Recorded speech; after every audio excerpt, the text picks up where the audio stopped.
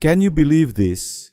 The 2026 Tucson plug-in hybrid is already in its fifth model year. Hyundai has been refining this plug-in hybrid version of their best-selling Tucson for quite some time now.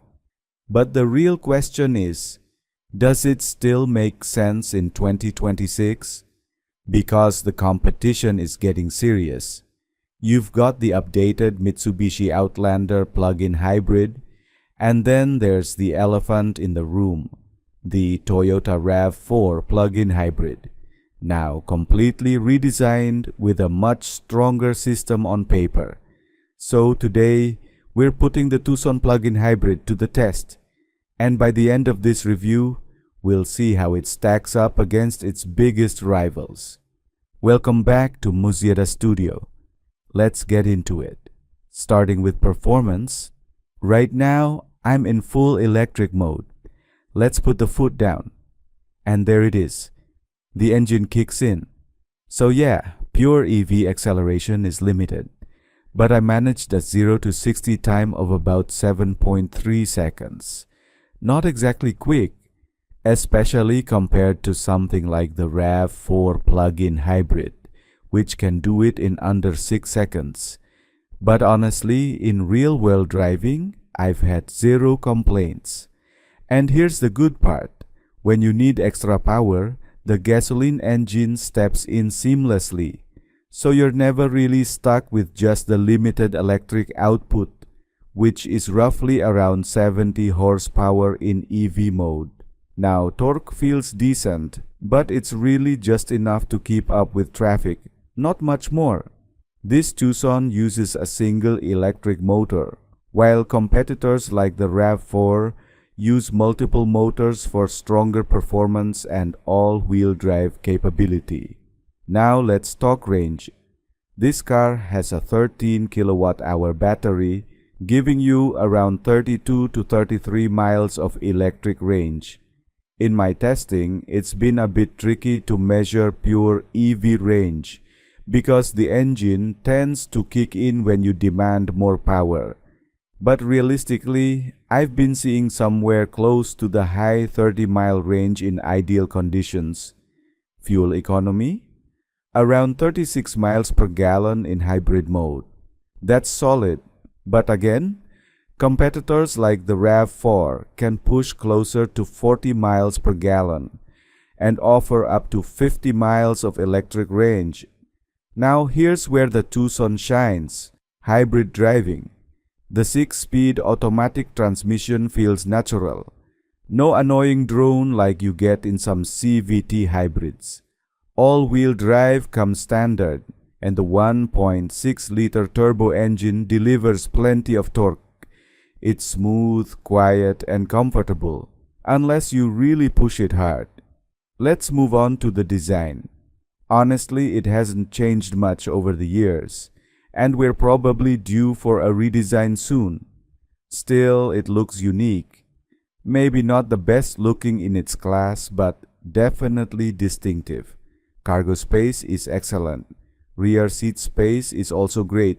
Almost flat floor, good legroom, rear vents, even heated seats in this trim. But one downside, no household-style power outlet in the back, which some competitors offer. Now step inside, and this is where things get really good. The interior is honestly a highlight. Materials feel premium. The layout is clean and practical. You get features like a head-up display, a 360 camera, and a very intuitive control layout. I especially like the physical controls. Real buttons, real knobs, including a proper volume dial. That alone deserves respect. The cabin feels calm, spacious, and easy to live with.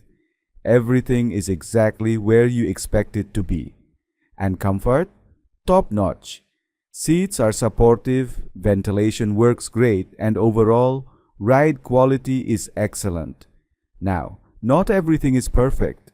Braking can feel a bit inconsistent at times. And while handling is good, it's not the most engaging in the class. But it's still enjoyable to drive. especially for a plug-in hybrid.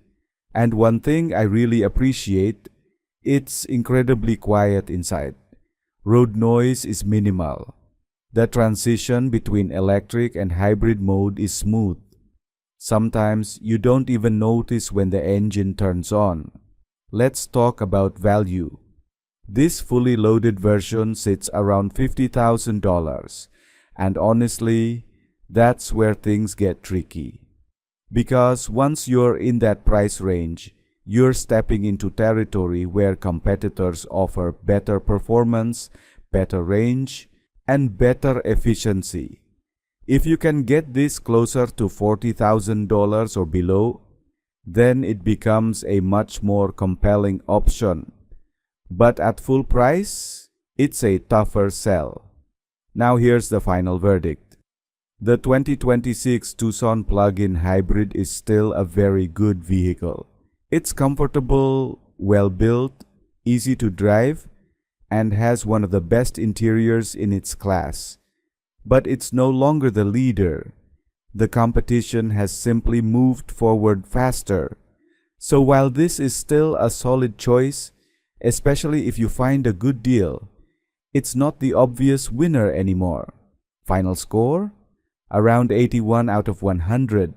That puts it firmly in the great car category, just not at the very top. So would I recommend it? Yes, but only at the right price. Because if you're paying full MSRP, there are stronger options out there. If you enjoyed this deep dive, don't forget to like, comment, and subscribe to